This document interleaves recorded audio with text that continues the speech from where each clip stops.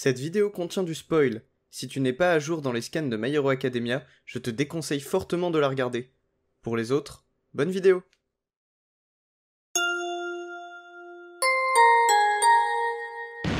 Bonjour à tous, c'est Saliste, et aujourd'hui, nous nous retrouvons pour la review du chapitre 291, générique.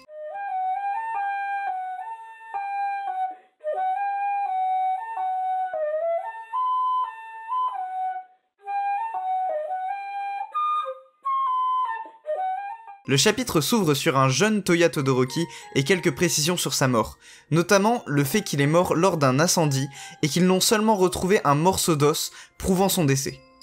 Malgré le pouvoir de Toya qui était plus puissant que celui de Endeavor, celui-ci désirait toujours un enfant qui hériterait des deux alters de glace et de feu, afin de pallier au problème de surchauffe que lui et Toya avaient. Ils ont donc un deuxième enfant, Fuyumi. A l'époque, même si Fuyumi n'avait malheureusement hérité que de l'alter de glace de sa mère, Endeavor n'y voyait pas un problème, puisque Toya était déjà là pour construire le pont entre lui et All Might. On revient par la suite sur le champ de bataille. La Ligue des Vilains découvre en même temps que les héros la véritable identité de Dabi, et Endeavor, quant à lui, est dans le déni et refuse de croire Dabi. Ce qui nous fait revenir à l'enregistrement où celui-ci montre les résultats d'un test ADN concluant sur son identité comme étant le fils d'Endeavor. D'ailleurs, on peut voir que Natsuo regarde la vidéo et que Fuyumi est appelée probablement pour aller voir la vidéo elle aussi. S'ensuit un long monologue de Dabi dans lequel il détaille le fait que Endeavor ne mérite pas le titre de héros, car il n'en a pas le comportement, qu'il a maltraité sa famille dans l'unique but de surpasser All Might. On voit également le fan d'Endeavor refuser de croire à tout ça, quand Dabi décide de diffuser la mort de Twice, et donc le meurtre de Hawks, mettant un coup de grâce à la réputation des héros, prouvant par des images que ceux-ci ne valent pas mieux que des meurtriers. Dabi ajoute que Hawks a dû tuer Best Jeanist pour intégrer la Ligue des Vilains, et explique que ce n'est pas étonnant puisque son père était lui-même un voleur et un tueur, raison pour laquelle le nom de Hawks est tenu secret au grand public.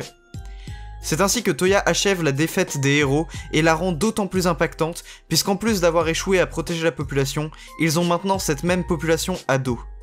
Dabi s'élance par la suite vers Shoto et Endeavor, remerciant le numéro 1 d'être resté en vie jusqu'à aujourd'hui. Endeavor est toujours sous le choc et est incapable de bouger, alors que Shoto lui dit de protéger Izuku et les autres. Dabi semble préparer ce qui s'apparente à un Prominence Burn, la technique la plus forte de Endeavor. C'est alors que des câbles jaillissent du ciel et que l'on voit Best Jeanist faire son grand retour. Il n'était visiblement pas mort comme expliqué dans ma dernière vidéo, on le voit dans un costume qui semble être légèrement différent. On peut théoriser que la matière de ce nouveau costume est constituée de fibres plus résistantes et légères, un peu comme des fibres de carbone, permettant une manipulation plus efficace de la part de Best Jeanist, qui est d'ailleurs accompagné de grandes bobines de fil qu'il utilise pour attaquer Dabi. Un chapitre avec peu d'action, mais beaucoup de révélations, et surtout le chapitre qui empêche tout retour en arrière. Le dernier clou dans le cercueil des héros vient d'être planté par Dabi, et rien n'excusera ça. Endeavor ne pourra plus être numéro 1 s'il survit à cet arc, probablement lynché par la société. Il en va de même pour Hawks. La semaine prochaine, il n'y aura pas de chapitre, on se retrouve donc dans 2 semaines pour le prochain chapitre. Suivez-moi sur Twitter et abonnez-vous à la chaîne, laissez un pouce bleu. C'était Saliste. Salut!